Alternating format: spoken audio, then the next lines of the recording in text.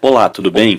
Meu nome é Matheus Schneider e hoje eu vou falar um pouco mais sobre a quimioterapia no tratamento do câncer e as suas relações com a bioquímica.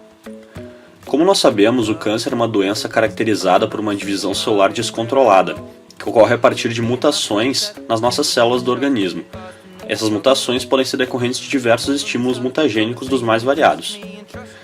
Existem vários métodos terapêuticos para o tratamento do câncer.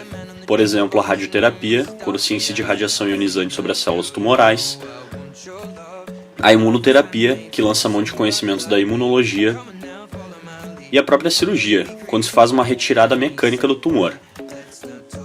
Além disso, existe um método terapêutico que utiliza compostos químicos visando a parar a divisão celular e, consequentemente, a progressão do tumor. E a ele damos o nome de quimioterapia, que é sobre o que a gente vai falar um pouco mais hoje. A quimioterapia vai afetar a divisão celular das células tumorais, evitando a progressão do tumor. No entanto, ela também afeta a divisão celular de outras células do organismo, células saudáveis no caso. Consequentemente, a gente vai observar alguns efeitos colaterais decorrentes do tratamento da quimioterapia, como por exemplo, problemas de cicatrização, queda de cabelo ou alopécia, problemas na hematopoiese, tanto na eritropoiese podendo causar anemia, como na leucopoiese podendo causar infecções recorrentes, além de esterilidade em homens e mulheres.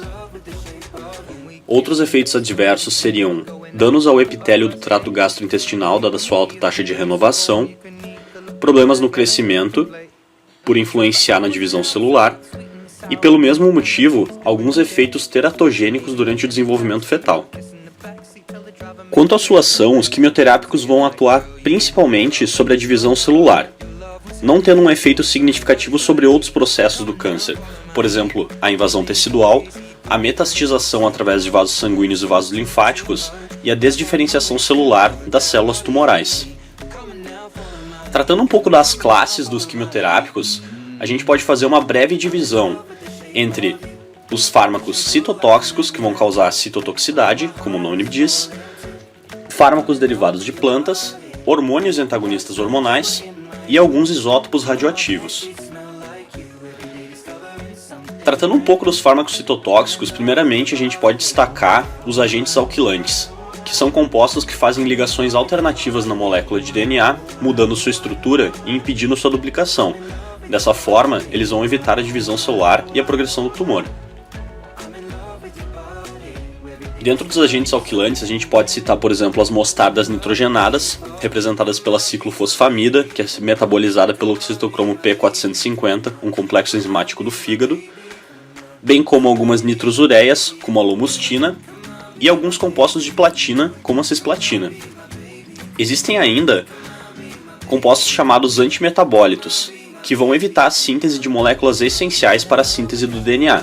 E aí a gente pode citar os antagonistas da síntese de folato, como o metotrexato, que evita a formação de tetraidrofolato, um componente essencial para a síntese de DNA, além de análogos de purina e pirimidina, que se comportam como bases nitrogenadas, mas apresentam uma alteração de função. A gente ainda pode falar também nos antibióticos citotóxicos, por exemplo, a doxorubicina, que inibe a topoisomerase 2, evitando a síntese de DNA, e a dactinomicina, que vai evitar a progressão da transcrição do DNA em RNA mensageiro por evitar o movimento de segmento da RNA polimerase.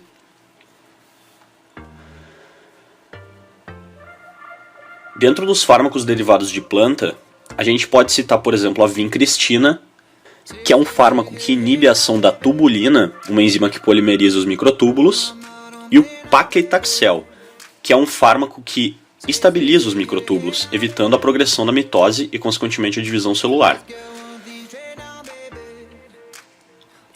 Dentro dos hormônios e seus antagonistas, nos hormônios, a gente pode citar, por exemplo, o etinilestradiol, que é utilizado no tratamento de câncer de próstata hormônio dependente por ter uma ação antagonista aos andrógenos.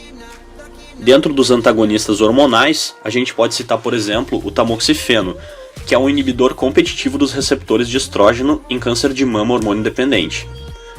Por fim, a gente pode falar dos isótopos radioativos, como o iodo 131, uma vez que o tecido tiroidiano vai fazer a absorção desses isótopos radioativos que vão causar a morte das células tumorais em função da radiação emitida.